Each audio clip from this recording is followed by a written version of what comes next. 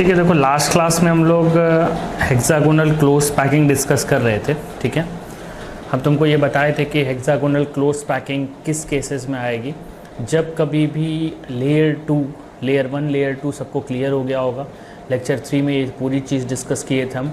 Layer 1 layer 2 के बाद जब लेयर 2 को हम लोग रिपीट करते हैं और एग्जैक्ट लेयर रिपीट नहीं करते हैं, ए बी टाइप अगर कभी भी सिस्टम तुम ड्रॉ करोगे तो उस केस में हमारे पास हेक्सागोनल क्लोज पैकिंग आती है। ठीक है, हम उसको स्टार्ट कर दिए थे। तुमको हम बताए थे कि total number of atoms hexagonal close packing में कितने होंगे।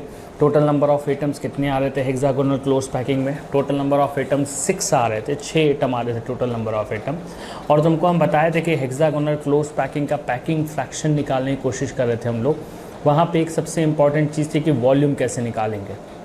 हेक्सागोनल क्लोज पैकिंग का जो वॉल्यूम है उसको कैलकुलेट करने के लिए हम लोग क्या कर रहे थे, हम लोग सबसे पहले उसकी हाइट कैलकुलेट कर रहे थे। लास्ट क्लास में इतना हो चुका था, हम थोड़ा सा पीछे वाले क्लास को लेके चलेंगे। ठीक है, ताकि तुम उसमें कंटिन्यूटी बनी रहे।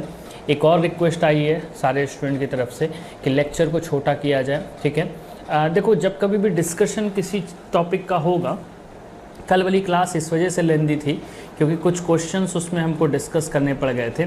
अगर वो डिस्कस नहीं करना हुआ होता तो वो 1 घंटे से ज़्यादा का लेक्चर नहीं था, पहला। दूसरा, जब कभी भी सॉलिड, ये एक ऐसा चैप्टर है सॉलिड जहां हमको बार बार डायग्राम बनाना पड़ रहा, फिगर पिक्टोरियल रिप्रेजेंटेशन ज़्यादा है इस चैप्टर में। ठीक है, फिगर का यूज़ ज़्यादा है, तो फिगर ड्रॉ करने के लिए हमको बार बार थोड़ा रुकना पड़ रहा, इस वजह से लेंथ थोड़ी बढ़ जा रही। ठीक है, आने वाले चैप्टर्स उस तरह के नहीं हैं, इलेक्ट्रोकेमिस्ट्री और सॉल्यूशन, जहाँ पे तुमको इतना ज़्यादा डायग्राम ड्रॉ करना पड़े, इतना स्लो चले टॉपिक। लेकिन यहाँ पे जो भी समय लग रहा है वो डायग्राम की वजह से लग रहा है। ठीक है, फिर भी आज से हम कोशिश करेंगे कि ये 40-45 मिनट का ही वीडियो हो या 2 वीडियो में ये चीज़ जाए। ठीक है, 2 पार्ट में जाए, हम पूरी इसकी कोशिश करेंगे। लेकिन फिर भी अगर कभी किसी की भी कोई भी टॉपिक का लेंथ अगर बढ़ जा रहा तो परेशान होने की ज़रूरत नहीं है। तुम उसको 2 बार देख लो, 2 पार्ट में देख लो अलग अलग। ठीक है, पहले डिस्कशन देख लो, फिर जो पढ़ाया गया है वो देख लो। तुम्हारे बेनिफिट के लिए ही ये किया जा रहा, जो भी हम लोग अभी इनपुट दे रहे, इसको मेन क्लास की तरह कंसिडर करो। अब समय आ गया कि तुम्हारी मेन क्लास शुरू होनी चाहिए थी, लेकिन जो भी गवर्नमेंट डिसीजन ले रही है उसी के अकॉर्डिंग हम लोग भी चल रहे। तो अभी जो भी क्लासेस चल रही हैं वो मेन क्लास की तरह तुम कंसिडर करो। ठीक है, और कोई दिक्कत हो तुम व्हाट्सएप नंबर पे हमको मैसेज कर लो। हम नेक्स्ट क्लास में, जो भी नेक्स्ट क्लास होगी उसमें, जैसे सैटरडे को डिस्कशन है, जितने भी क्वेश्चन हफ्ते भर के होंगे जो बच्चे पूछेंगे अलग अलग टॉपिक से, उसको हम सैटरडे वाले लेक्चर में डिस्कस करेंगे। तो जो भी क्वेश्चन तुमको दिया जा रहा तुम उस पर जाओ, पीडीएफ डाउनलोड करो। जो क्वेश्चंस नहीं आ रहे तुम हमको पर्सनली व्हाट्सएप नंबर पे मैसेज कर दो। ठीक है, हम उस क्वेश्चन को सैटरडे वाली क्लास में डिस्कस कर लेंगे, तुमको आसानी होगी थोड़ा। ठीक है, दूसरा, क्वेश्चंस को अटेम्प्ट जरूर करो। जो पीडीएफ नीचे दिया गया है, कई लोग खोजने में, नीचे देखो डिस्क्रिप्शन होता है, हर वीडियो के नीचे एक ग्रे कलर का एरो बना होगा, उस पर तुम टच करोगे तो नीचे डिस्क्रिप्शन खुल जाएगा। वहाँ लेक्चर नोट भी दिए जा रहे, साथ ही साथ तुमको क्वेश्चन भी दिया जा रहा, तो तुम एक बार उसको ज़रूर देख लो। कई लोग डाउनलोड नहीं कर पा रहे थे, तो इस बार जाना तुम उसको डाउनलोड करना। ठीक है, तो लास्ट क्लास में हम लोग हेक्सागोनल क्लोज पैकिंग डिस्कस कर रहे। आज हम सारे डायग्राम पहले बना लिए हैं ताकि तुमको आसानी हो, ऐसा ना हो कि तुमको प्रॉब्लम क्रिएट हो फिर। इसी वजह से हम इसको पहले ही ड्रॉ कर लिए थे, टाइम ना लगे इस वजह से। जैसे देखो, ये hexagonal close packing last class में हम डिस्कस कर रहे थे। तुमको बताए थे ये ए बी टाइप पैकिंग है, ए बी टाइप पैकिंग। ठीक है, और इसी पैकिंग में जो यूनिट सेल बनता है उसको हम लोग बोलते हैं HCP या हेक्सागोनल क्लोज्ड पैकिंग। इतना हम लोग लास्ट क्लास में डिस्कस किए थे और हम तुमको बताए थे कि ये देखो, ये हाइट होती है, ये h है, और इसका जो आधा हिस्सा है हम इसको x मान लिए थे। जो लोग लास्ट क्लास किए होंगे एकदम लास्ट में, उनको समझ में आ रहा होगा। फिर हम बताए थे इस x की जो वैल्यू है वो ज्योमेट्री 2 ट्रायंगल्स का इस्तेमाल किए थे, और हम x की वैल्यू जो निकाले थे लास्ट क्लास में वो आया था 2√2/√3। तो अगर हाइट कैलकुलेट करोगे h, तो ये बराबर किसके हो जाएगा, 2 × x, यानी 2√2/√3 × 2, यानी ये हो जाएगा 4√2/√3। इतना हो गया था। अच्छा, हमको हाइट क्यों निकालना था? हमको हाइट निकालना था वॉल्यूम कैलकुलेट करने के लिए। मेनली हम वॉल्यूम कैलकुलेट करने के लिए हाइट निकाल रहे। तो वॉल्यूम ऑफ हेक्सागन ये वैल्यू किसके बराबर होगी? वॉल्यूम ऑफ हेक्सागन होगा area of hexagonal base multiplied by height. ठीक है, ये तो एरिया मतलब समझो ध्यान से, हमको मेनली करना क्या है, हमको इस पार्ट का एरिया कैलकुलेट करना। ये हेक्सागन का एरिया अगर हम लोग निकाल लें, ठीक है, और उसको अगर हम इस हाइट से मल्टीप्लाई कर दें तो हमको आसानी से यहाँ पे वॉल्यूम मिल जाएगा। तो वॉल्यूम ऑफ हेक्सागन, तो मेनली हमको निकालना क्या है, हमको एरिया ऑफ हेक्सागोनल बेस निकालना। एरिया ऑफ हेक्सागोनल बेस, ये बच्चा ये हम लोग पहले भी डिस्कस किए हैं। जो लोग लेक्चर 2 देखे होंगे उनको याद होगा, लेक्चर 3 में भी ये डिस्कस हुआ था कि ये देखो हेक्सागन है, इसको हम 6 इक्वल ट्रायंगल्स में बांट लेंगे, ऐसा याद आ रहा, और ये एटम्स आपस में टच होते हैं।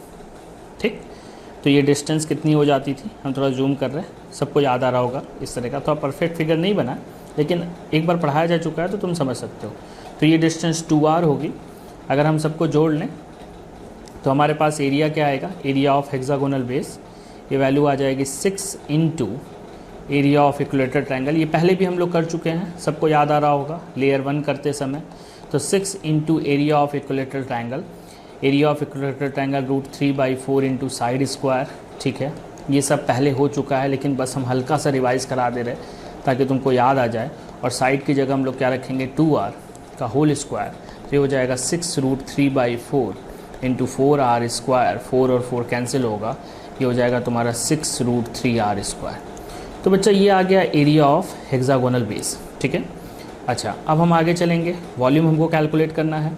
तो वॉल्यूम किसके बराबर होगा बच्चा, वॉल्यूम ऑफ हेक्सागन, अभी तुम ऊपर लिखे हो, ये बराबर होगा किसके, एरिया जो यहाँ कैलकुलेट हुई है मल्टीप्लाइड बाई किसके, हाइट के।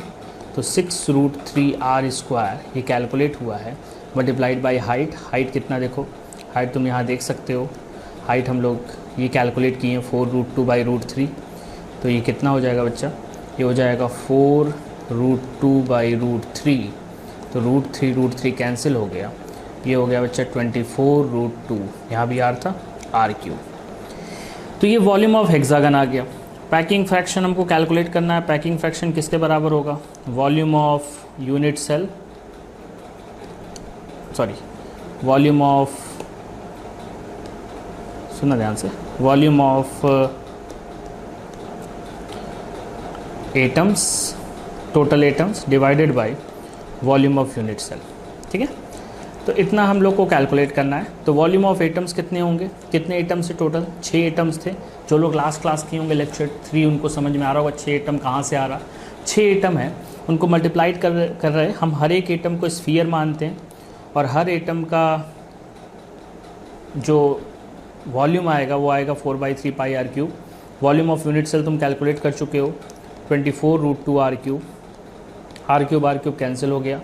वैल्यू कैलकुलेट करेंगे 6 4 ज़ा 24, 24 कैंसिल हो जाएगा। ये बच्चा थोड़ा सा कैलकुलेशन, π/3√2 यही इसका पैकिंग फ्रैक्शन आएगा, जो कि आएगा 0.74 या 74% के आसपास। जो लोग को लेक्चर 2 याद होगा उनको याद होगा, हम यहाँ पे एक पॉइंट डिस्कस कर रहे हैं कि face centred cubic unit cell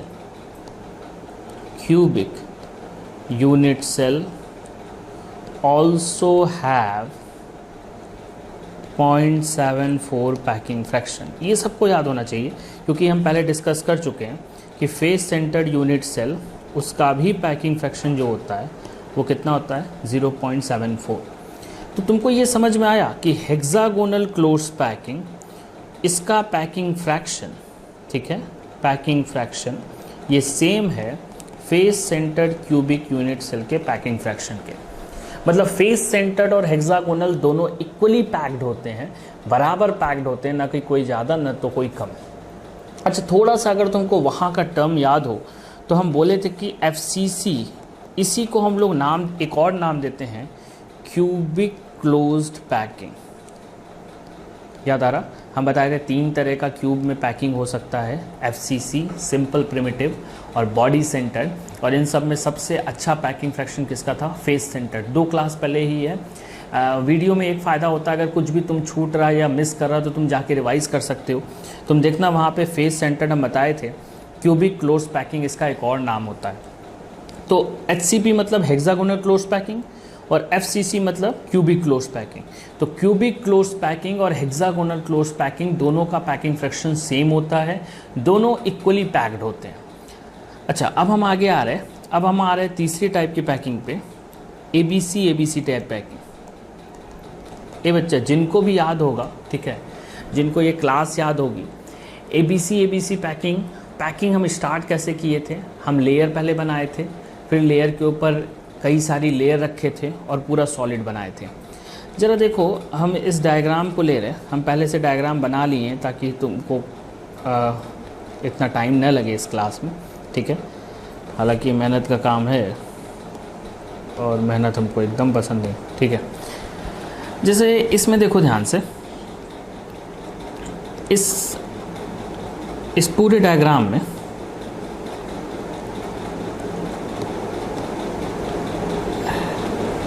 ठीक है, इस डायग्राम में है क्या? ठीक, अब सुनो, ये एक डायग्राम है ABC क्रिस्टल का। हम इसको थोड़ा सा हम इसको ब्रेक कर रहे हैं ताकि तुमको चीज़ें एकदम क्लियर समझ में आए, ठीक है। सुनना ध्यान से, ये तीसरी लेयर है, इसको हटा दें। ये दूसरी लेयर है, ये पहली लेयर है, इसको हटा दें। ये बच्चा सुनो ध्यान से, ये पहली लेयर है। अब तुमको रखना है, चीज़ों को रखना है, लेयर्स को रखना है। कैसे लेयर्स को रखेंगे इसके बारे में हम लोग सोचते हैं। हम क्या कर रहे हैं, हम लेयर को पुट कर रहे हैं अलग अलग जगह पे, ठीक है। तो अब सोचो ध्यान से कि इन 3, ये जो 3 तुमको दिख रहे हैं, ये 3 एटम जो दिख रहे हैं तुमको, देखिए इन 3 के बीच में जो गैप है यहाँ पे, ये वाला, इस गैप के ऊपर हम इस वाले बॉल को उठा के रख दे रहे हैं, अगली लेयर को। तो बेसिकली हम किए क्या, हम क्या किए कि हम पहले नीचे वाला लेयर बनाए, ऐसे 3 बॉल रखे। सोचो ध्यान से, सुनना, थोड़ा सा मेरी तरफ देखना, बोर्ड को छोड़ दो। ऐसे 3 बॉल रखो, 3, और उसके ऊपर एक चौथी बॉल रखो। तो चौथी बॉल हम पहली वाली बॉल के ऊपर नहीं रख रहे, हम इन 3 बॉल्स की वजह से जो गैप बन रहा उसके ऊपर रख रहे। तो यही यहाँ भी हुआ है। हम किए क्या हैं, हम वो जो 3 बॉल बनी हैं उसी के ऊपर हम लोग अगली वाली बॉल को रख दिए, ठीक है।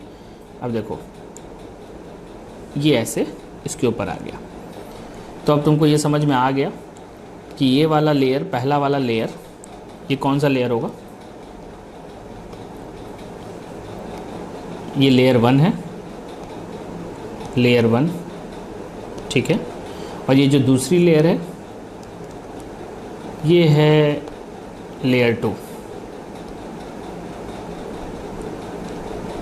लेयर 2, ठीक है। सॉरी, इसको कह सकते हैं लेयर A, तो नाम बदल दो नहीं तो फिर कंफ्यूज हो जाओगे तुम। लेयर A, और ये जो लेयर है वो कौन सी है बच्चा? Layer B। इतना समझ में आ गया होगा। लेकिन अभी हम A और B सेट किए। अब हम चाहें तो इसी ब्लू बॉल के ऊपर अगली बॉल रख सकते हैं यहाँ पे इस तरह, लेकिन हम ये नहीं कर रहे। हम क्या कर रहे हैं, हम इसकी वजह से जो यहाँ पे, सुनना ध्यान से, इसकी वजह से जो गैप बन रहा इस जगह, दिख रहा है, जो ग्रीन बॉल्स की वजह से बन रहा, उसके ऊपर हम अगला वाला ये उठा के रख दे रहे। तो अब ये जो लेयर बनी है वो पहले वाले को रिपीट नहीं कर रही। वो जो ब्लैक वाले बॉल्स हैं वो ब्लू वाली बॉल्स को रिपीट नहीं कर रहे। तो ये एक नए तरह की लेयर बनी है। तो इसको हम लोग नाम देंगे लेयर C। और इसी वजह से ये जो पैकिंग है इसको हम लोग क्या नाम दिए हैं? नाम पैकिंग का देखो, ये क्या है? ABC टाइप पैकिंग है। तो ABC टाइप पैकिंग, इसी वजह से इसको कह रहे हैं क्योंकि यहाँ पे अलग अलग टाइप की लेयर आ रही, लेयर ए, लेयर बी, फिर लेयर सी। ये बच्चा थोड़ा सा तुमको विश्वास करना पड़ेगा, हम इसका एक वीडियो अटैच कर देंगे इसमें, ठीक है। तुमको ये विश्वास करना पड़ेगा कि इस केस में जो क्रिस्टल सिस्टम बनता है वो फेस सेंटर्ड क्रिस्टल सिस्टम बनता है। हम इसका एक 3 डायमेंशनल वीडियो जब इसमें अटैच कर देंगे तो तुमको समझ में आएगा कैसे बन रहा। लेकिन अभी तुमको ये मानना पड़ेगा कि ये 3 डायमेंशनल वीडियो बनेगा। इस केस में 3 dimensional face centred cubic unit cell बनेगा। यानी एटम्स कहाँ कहाँ प्रेजेंट होते हैं?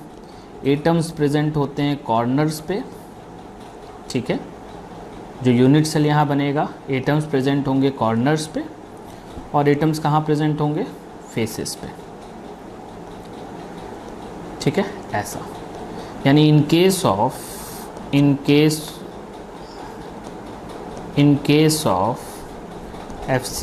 ABC packing, FCC unit cell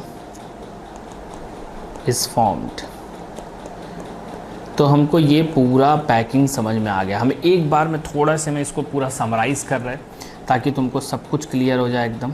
ध्यान दो, हम पूरा बना रहे, सबसे शुरू से याद करो। हम सबसे शुरू में बताए थे कि देखो एटम्स को हम लोग साइड बाय साइड रखते हैं। साइड बाय साइड रखते हुए 2 केस हो सकता है। या तो जब तुम लेयर बनाओ तो लाइन को एक दूसरे के ठीक नीचे रिपीट करो, एटम सब एक दूसरे के ठीक नीचे हों, ऐसे सब हम हाथ से बना रहे, तुमको क्लियर होगा। या तो इस तरह तुम एक लेयर बना लो। हम बताए थे इस केस को हम लोग क्या नाम देते थे? लेयर 1, ठीक है। या तो एक दूसरा केस हो सकता है कि तुम एटम्स को ऐसे अरेंज करो, पहले लाइन बनाओ और फिर इन के गैप में तुम ऐसे एटम्स को रख दो। याद आया? जो लोग लेक्चर 2 किए थे, हम थोड़ा सा रिवाइज़ करें, थोड़ा टाइम लगेगा लेकिन चीज़ें एकदम क्लियर होनी चाहिए। ये लेयर 2 हो गया। फिर हम आज वाली क्लास में क्या बताएं कि लेयर 1 और लेयर 2, ठीक है। अभी थोड़ी देर पहले हम क्या बताएं कि लेयर 1 और लेयर 2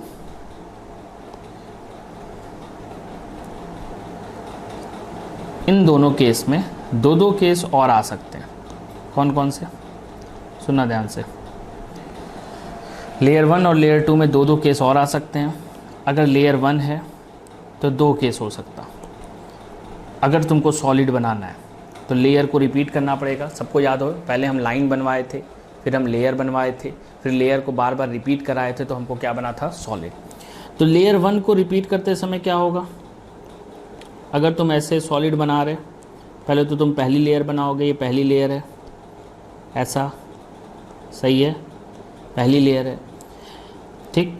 अब रिपीट करते समय हम इसके ठीक ऊपर ये दूसरी लेयर बना दिए थे। याद आ गया? तो हम इस तरह की पैकिंग को क्या नाम दिए थे? जो लोग क्लास किए होंगे उनको याद होगा, इस तरह की पैकिंग को हम नाम दिए थे ए टाइप पैकिंग। और इस केस में जो यूनिट सेल आया था वो कैसा यूनिट सेल आया था बच्चा? वो सिंपल प्रिमिटिव यूनिट सेल आया था। सिर्फ एटम्स कहाँ प्रेजेंट थे? कॉर्नर्स पे, ठीक है। अच्छा, दूसरा केस हम क्या कंसिडर किए थे?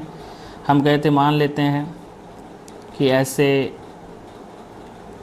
पहली लेयर हमने बना ली और जब हम इसको रिपीट करने गए, ठीक है, तो हमने कैसे रिपीट किया? हमने ठीक ऊपर नहीं रखा। हम ये जो 4 एटम की वजह से गैप बन रहा, वहाँ पे हम एटम्स को रख दिए ऐसे। ये दूसरी लेयर बनाई, ठीक है, ऐसा। और फिर पहली वाली लेयर को रिपीट कर दिया ऐसे, ठीक है, इस तरह। तो इस केस में जो क्रिस्टल सिस्टम बना था, जितने लोग को क्लास याद होगी, इस केस में जो क्रिस्टल सिस्टम बना था वो कैसा बना था बच्चा? वो बना था बॉडी सेंटर्ड। एटम्स कॉर्नर पे प्रेजेंट थे,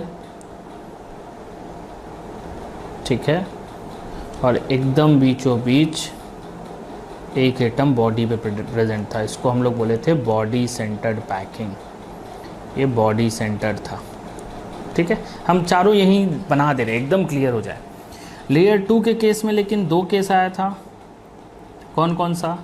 एक packing A B type packing थी जो भी ऊपर डिस्कस हुई है। इस केस में कौन सा क्रिस्टल सिस्टम आया था? HCP। और अगर A B C type packing थी तो इस केस में कैसा क्रिस्टल सिस्टम आया था? CCP। तो तुमको ये एकदम क्लियर हो गया, ये समझ में आ गया तुमको कि क्या किस केस में कैसी पैकिंग होगी। ठीक है, पैकिंग के लिए देखो बहुत सारे क्वेश्चंस इसमें आते हैं। ठीक है, कई सारे क्वेश्चंस इसमें आते हैं पैकिंग का। एक क्वेश्चन पूछता है हमेशा कि बताओ एफिशिएंट पैकिंग कब होगी।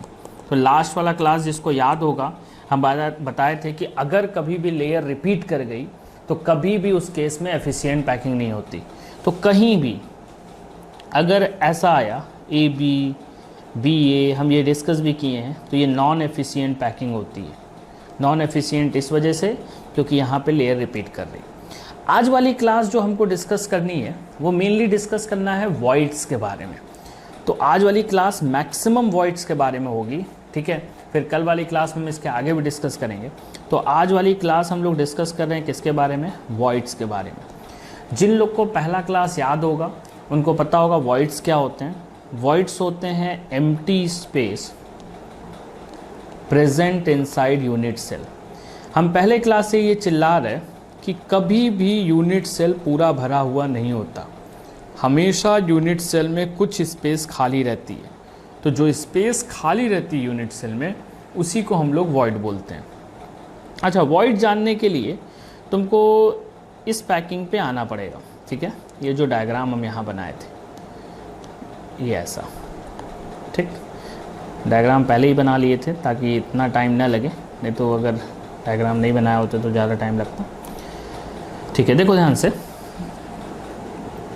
इस डायग्राम में हम लोग को कुछ चीज़ें जाननी है। ठीक है, हम पहले तीसरी लेयर हटा दे रहे हैं ताकि तुमको ये चीज़ एकदम क्लियर हो जाए कि कैसे वॉइड बनेगा, कैसे सारी चीज़ें होंगी। ठीक है, एकदम ध्यान से सुनते रहना। हम लोग ये वाला पार्ट हटा दे रहे हैं। अब चलो सुनो, इस यूनिट सेल में, ठीक है, इस यूनिट सेल में कुछ चीज़ों पे ध्यान दो। जैसे सबसे पहले हम लोगों को ये सोचना है, ठीक है, मान लेते हैं कि ये हमारा यूनिट सेल बना। ये बच्चा एम्प्टी स्पेस खोजनी है। वॉइड की डेफिनेशन है एम्प्टी स्पेस खोजनी है। तो ज़रा एम्प्टी स्पेस खोजो तो कहाँ खाली जगह है? क्या ये जगह खाली है? सोचना ध्यान से। 3 बॉल तुम रखे और 3 बॉल के ऊपर जो खाली जगह बीच में है तुम उसकी जगह चौथी बॉल रख रहे।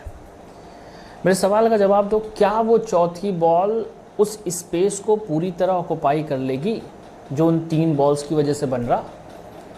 सबको समझ में आ रहा है हम क्या बोल रहे हैं? क्या वो चौथी बॉल उस स्पेस को ऑक्युपाई कर लेगी जो उन 3 बॉल्स की वजह से बन रहा? नहीं, क्योंकि वहाँ पे कुछ एम्प्टी स्पेस है जिसको पूरी तरह वो ऑक्युपाई नहीं कर पाएगा। यानी इन 4 बॉल से घुरी हुई, देखो ध्यान से देखो, एक ये, एक ये, एक ये और एक ये ऊपर वाला, देखा? उन 4 बॉल्स के बीच में ये स्पेस एम्प्टी स्पेस है। तो हम लिख सकते हैं कि दिस स्पेस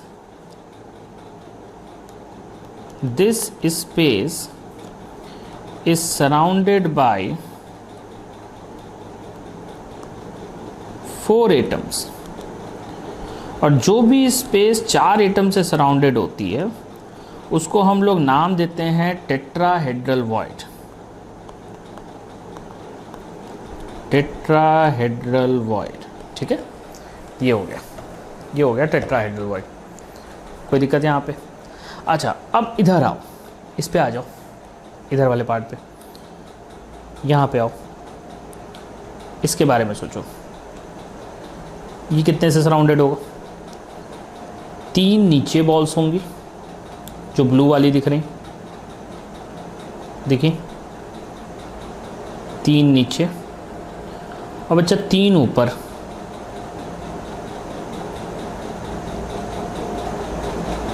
दिख गई? सही है। तो टोटल कितनी जगह सराउंडेड है? This empty space this empty space is surrounded by 6 atoms.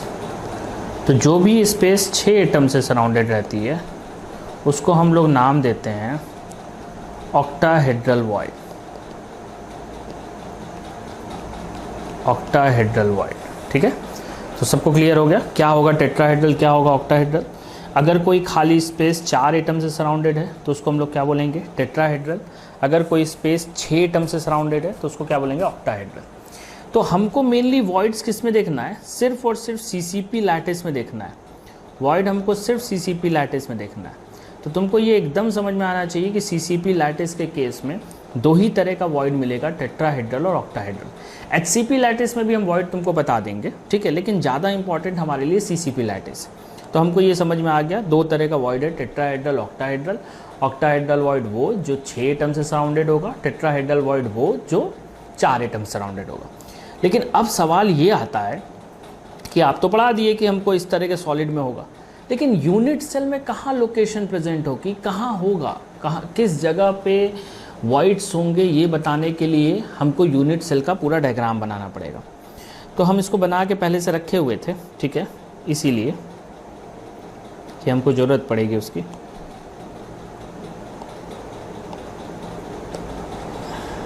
ठीक है, आज वाली क्लास में हम काफ़ी कुछ ड्रॉ कर लिए थे पहले ही, ठीक है।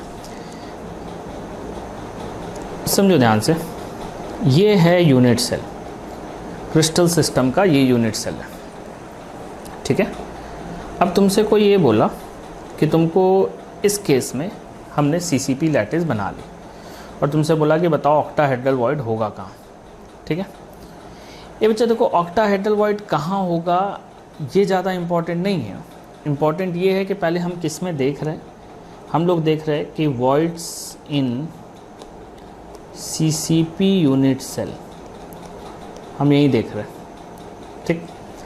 सीसीपी यूनिट सेल सबको याद है, अभी 2 मिनट पहले बताएं कि सीसीपी यूनिट सेल ही एफसीसी यूनिट सेल होता है।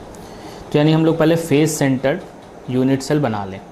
फेस सेंटर सबको पता है क्या होता है फेस सेंटर। एटम्स कहाँ प्रेजेंट होंगे, एटम्स एट कॉर्नर, प्लस कहाँ प्रेजेंट होगा फेस पे, ठीक है। चलो बनाते हैं कहाँ कहाँ एटम प्रेजेंट होगा। चलो देखो, एटम होगा कॉर्नर पे, थोड़ा सा 5 मिनट लगेगा डायग्राम बनाने में, लेकिन तुम साथ में समझते जाओ, ये जरूरी है। एटम कहाँ प्रेजेंट होगा कॉर्नर पे, कॉर्नर पे, और कहाँ प्रेजेंट होगा फेस पे। पहले हमने कॉर्नर बना लिया, ठीक है, और फिर फेस बना रहे,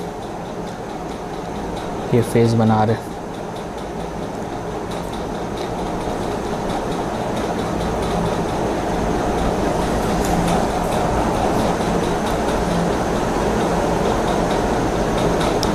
ये फेस बन गया।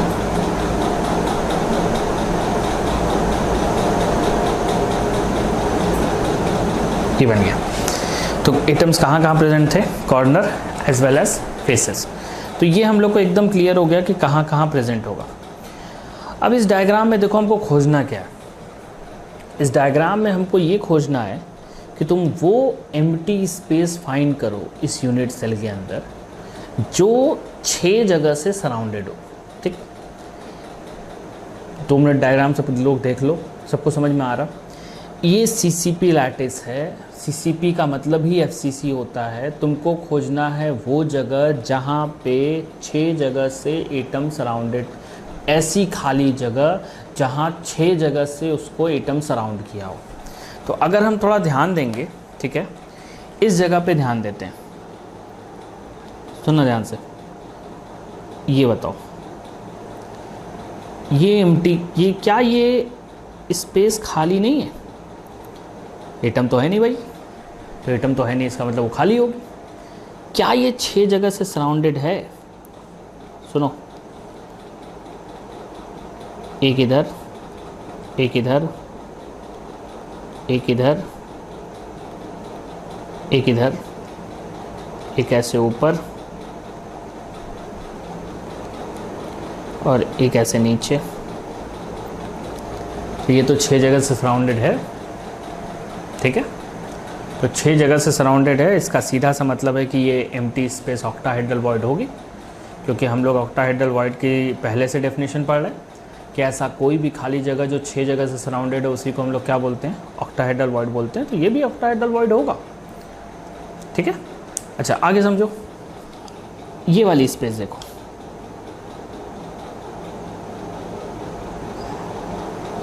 क्या ये स्पेस 6 जगह से सराउंडेड है? चलो देख लेते हैं। एक तो इधर से आया, एक तो इधर से आया, एक तो इधर से आया, एक इधर से आया, 4 तो दिख रहा, 1 2 3 4। ये बच्चा लेकिन सॉलिड तो अकेला यूनिट सेल से तो सॉलिड बना नहीं होगा, इनफाइनाइट नंबर ऑफ वहाँ यूनिट सेल होंगे। तो इसका सीधा सा मतलब है कि इधर कहीं भी थोड़ी दूर जाके दूसरे यूनिट सेल में, सुनते रहना हम क्या बोल रहे हैं, दूसरे यूनिट सेल में यहाँ पे एक एटम प्लेस्ड होगा। उसी तरह सामने की तरफ भी थोड़ी दूर जाके यहाँ पे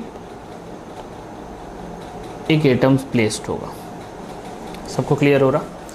तो पहले वॉइड समझ में आ गया, यानी एज का सेंटर भी ऑक्टाहेड्रल वॉइड है क्योंकि वो 6 जगह से सराउंडेड है। बॉडी का सेंटर भी ऑक्टाहेड्रल वॉइड है क्योंकि वो 6 जगह से सराउंडेड है।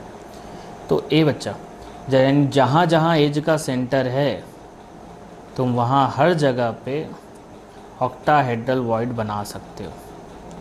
ये भी ऑक्टाहेड्रल वॉइड हो गया, ये भी ऑक्टाहेड्रल वॉइड हो गया, ये भी ऑक्टाहेड्रल वॉइड हो गया, ठीक है। ये बच्चा ये सब एम्प्टी स्पेस है, एटम्स नहीं है। किसी क्वेश्चन में एटम रखने को बोल देगा तो बात अलग है, लेकिन ये सब एम्प्टी स्पेस है। तो ये सब ऑक्टाहेड्रल वॉइड है। तो ऑक्टाहेड्रल वॉइड की लोकेशन कहाँ कहाँ पे होगी, क्या बताएं अभी? ऑक्टाहेड्रल वॉइड, अगर कोई बोलेगा बताओ लोकेशन बताओ, तो ऑक्टाहेड्रल वॉइड इज़ लोकेटेड कहाँ कहाँ लोकेटेड होगा बच्चा? On edge centre and body centre. तो अगर कोई तुमसे पूछा कि बताओ नंबर ऑफ ऑक्टाहेड्रल वॉइड्स वो कितने होंगे, तो समझो ध्यान से, ये जो ऑक्टाहेड्रल वॉइड है यहाँ वाला, क्या ये यूनिट सेल के अंदर पूरी तरह होगा? क्या ये ऑक्टाहेड्रल वॉइड सिर्फ इसी यूनिट सेल का होगा? नहीं, क्योंकि इसके बगल में एक और यूनिट सेल होगा, इसके आगे एक और यूनिट सेल होगा, इसके ठीक बगल में एक और यूनिट सेल होगा। तो ये octahedral void shared in 4 unit cell. ये स्पेस ऑक्टाहेड्रल वॉइड ये शेयर्ड होगा 4 यूनिट सेल में, इसके बगल वाला, ठीक है, इसके सामने वाला, इसके डायगोनल। चूँकि ये एज 4 अलग अलग, देखो कैसे हम थोड़ा सा एक्सप्लेन कर रहे हैं। यहाँ एक ऐसे यूनिट सेल बना होगा, इसके ऐसे बगल में एक सामने की तरफ यूनिट सेल बना होगा, एक ये वाला यूनिट सेल होगा। तो टोटल इसके पास 4 यूनिट सेल होंगे यहाँ पे, और 4 यूनिट सेल होने की वजह से ये ऑक्टाहेड्रल वॉइड 4 यूनिट सेल में शेयर्ड होगा, ठीक है। हम इसको हटा दे रहे, नहीं तो जो लेक्चर नोट जाएंगे उसमें कन्फ्यूजन आ जाएगी, ठीक है। ये हट गया, ठीक। तो ये हम लोग को समझ में आ गया कि वो 4 अलग अलग यूनिट सेल में शेयर्ड होगा। तो नंबर ऑफ ऑक्टाहेड्रल वॉइड, अगर कोई हमसे बोलेगा नंबर ऑफ ऑक्टाहेड्रल वॉइड कितने होंगे, तो total number of octahedral void edge से तो पूरा आ नहीं रहा, ठीक है, एज से तो 1/4 ही आ रहा। 1/4 कितनी एजेस होती हैं? 12 जगह पे ऑक्टाहेड्रल वॉइड है, तो एज से कितना ऑक्टाहेड्रल वॉइड आएगा? 3। और बॉडी तो अंदर है, वो तो कहीं जाएगा नहीं, बॉडी से तो पूरा 1 आएगा। तो total number of octahedral void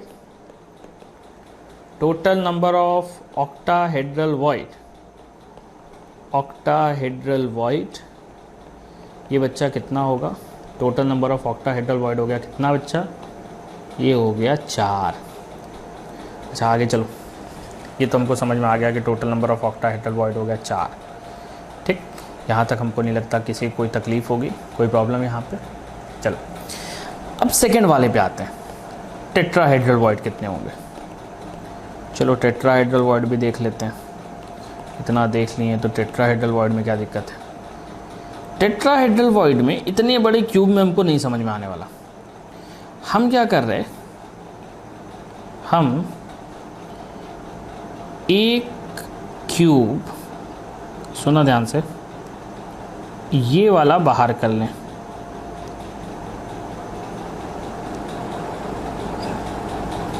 इसको हटा देंगे हम, परेशान नहीं होना। दिख रहा सबको कौन सा बाहर किया, सबको समझ में आया। हम ये क्यूब बाहर कर लें, ठीक है। तो अगर हम इस क्यूब को यहाँ से बाहर निकाल लें, ठीक, तो बाहर निकाल के अगर हम अलग से बनाएं, बना भी लेते हैं, बाहर निकाल के हम इसको यहाँ बना ले रहे हैं, ठीक है। इस वजह से बना ले रहे हैं ताकि हमको आसानी होगी थोड़ा सा।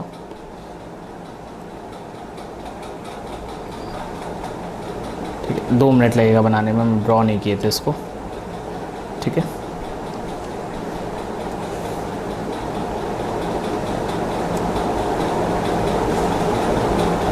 हम उस छोटे से क्यूब को यहाँ से बाहर निकाल लिए, ठीक है। तो हमारे पास सब मिला के ये आ गया, छोटे से क्यूब को हम बाहर निकाल लिए। अच्छा, एटम कहाँ कहाँ प्लेस्ड होगा उस छोटे से क्यूब में, सोचो ध्यान से। एटम प्लेस्ड होगा कहाँ कहाँ प्लेस्ड है, इस कॉर्नर पे एटम प्लेस्ड है, तो हम उसको वहाँ ड्रॉ कर ले रहे हैं। इस कॉर्नर पे एटम प्लेस्ड है, चलो भाई यहाँ तक समझ में आ गया। फिर कहाँ प्लेस्ड है, इस पे आ जाओ। एक तो वहाँ समझ में आ गया कि एटम कहाँ प्लेस्ड है।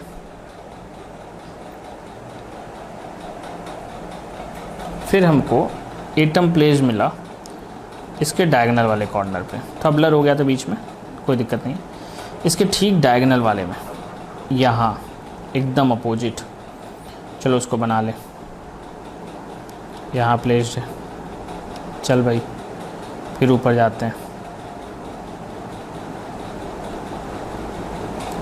फिर कहाँ प्लेस्ड है बच्चा, यहाँ प्लेस्ड है, यहाँ प्लेस्ड है, ठीक।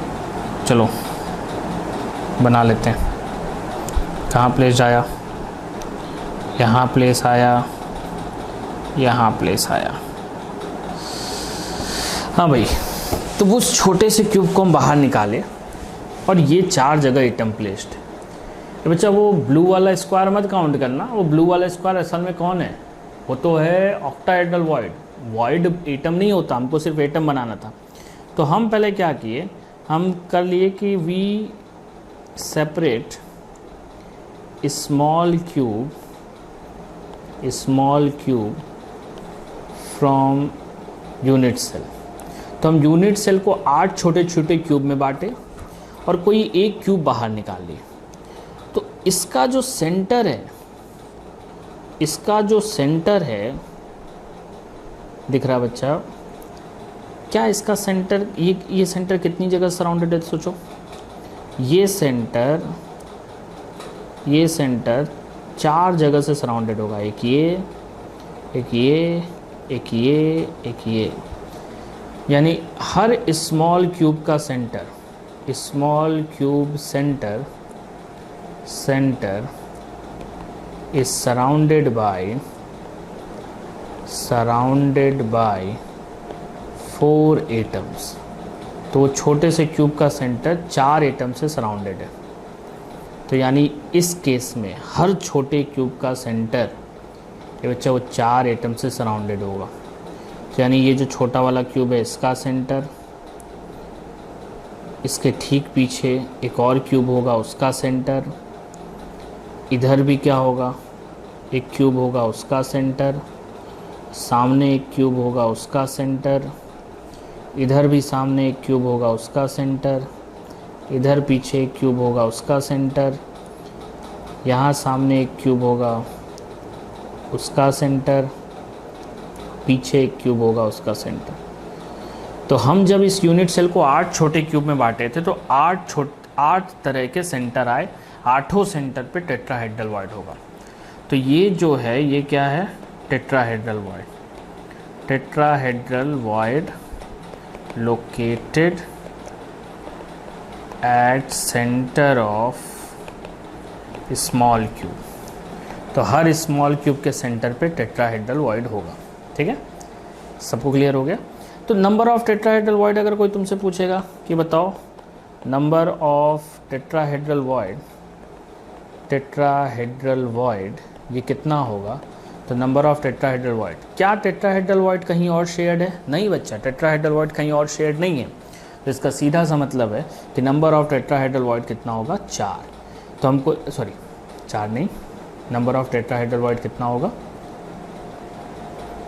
नंबर ऑफ टेट्राहेड्रल वॉइड ये आएगा बच्चा 8। क्यों 8 आएगा, समझो ध्यान से। कुछ भी यहाँ शेयर्ड है नहीं, सब कुछ उस यूनिट सेल के अंदर जा रहा, सब कुछ उस यूनिट सेल के अंदर है, कुछ भी शेयर्ड नहीं हो रहा, इसलिए नंबर ऑफ टेट्राहेड्रल वॉइड कितना आएगा, 8। तो आज वाली क्लास में हम लोग डिस्कस क्या किए, हम लोग वॉइड डिस्कस किए। ठीक है, हम लोग लोकेशंस डिस्कस किए। हमारे दिमाग में बना होना चाहिए कि 2 तरह के वॉइड होते हैं, ऑक्टाहेड्रल और टेट्राहेड्रल। ऑक्टाहेड्रल की लोकेशन कहाँ होती है, हर एज का सेंटर वो ऑक्टाहेड्रल वॉइड होगा। ठीक है, हर बॉडी का सेंटर ऑक्टाहेड्रल वॉइड होगा। कोई भी कहीं भी छोटा वाला क्यूब, उस यूनिट सेल को 8 छोटे क्यूब में बांटो और हर छोटे क्यूब का सेंटर वो ऑक्टाहेड्रल वॉइड होगा। ये बच्चा थोड़ा सा हम यहाँ तुमको इस डायग्राम में फोकस करना चाह रहे हैं। इस डायग्राम को थोड़ा ध्यान से देखो।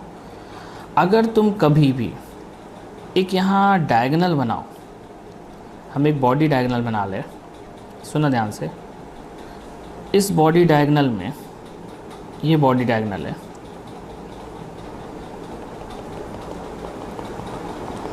ठीक है, सही है।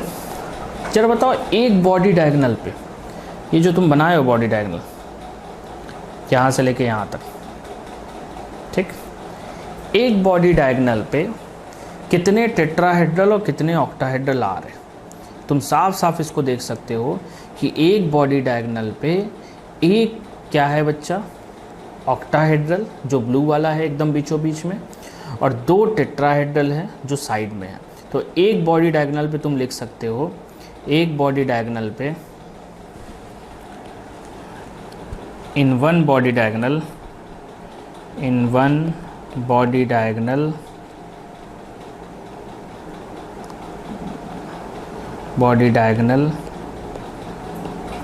2 tetrahedral and 1 octahedral is present। तो आज के लिए हम लोग इतना ही डिस्कस करेंगे। कल वाली क्लास में, नेक्स्ट क्लास में हम कुछ क्वेश्चंस इसके इंक्लूड करेंगे, ठीक है, जो रिलेटेड होंगे इससे। अभी कोई क्वेश्चन नहीं है, आज वाली क्लास में कोई क्वेश्चन नहीं जाएगा, सिर्फ और सिर्फ क्वेश्चंस होंगे नेक्स्ट क्लास में, ठीक है। उसमें हम एक अटैच करके तुमको दे देंगे असाइनमेंट, ठीक है। जो तुमको पीडीएफ दिए जा रहे हैं वो असल में असाइनमेंट ही है, तो उसके लिए तुमको परेशान जरूरत नहीं है असाइनमेंट का, वो एक तरह का असाइनमेंट ही जा रहा है उसमें, ठीक है। तो इसलिए एकदम परेशान होने की ज़रूरत नहीं है, तुम निश्चिंत रहो। और ये जो लेक्चर नोट्स हैं हम सब तुमको उसको प्रोवाइड कर देंगे, ठीक है। आज के लिए इतना ही।